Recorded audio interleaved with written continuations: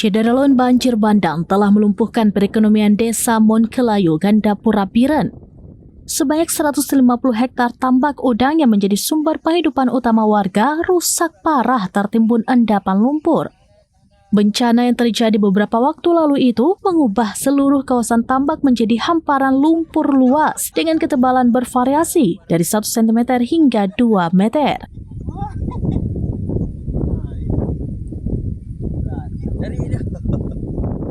Pematang tambak putus sehingga air asin dan lumpur bercampur menghilangkan fungsi lahan budidaya. Selain sektor perikanan, bencana juga merusak 15 unit rumah secara parah.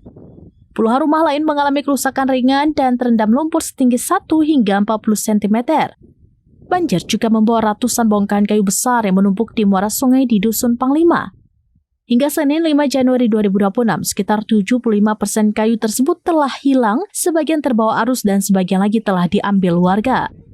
Kecik Monkelayu, Agustiar, menyatakan harapan agar pemerintah dan seluruh pemangku kepentingan segera turun tangan membantu pemulihan.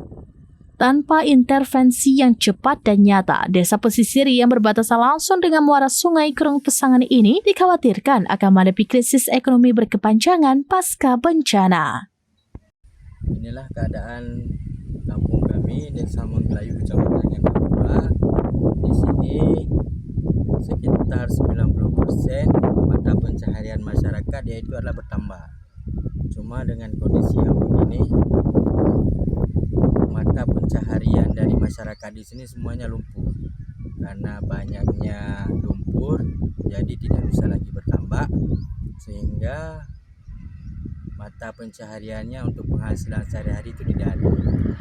Maka dari itu kami mohon kepada pemerintah baik daerah maupun pusat untuk dapat memperhatikan kami di sini supaya ekonomi. Dari Biren, Yusmandin Idris, Rambinews.com. Download Tribun X sekarang, menghadirkan lokal menjadi Indonesia.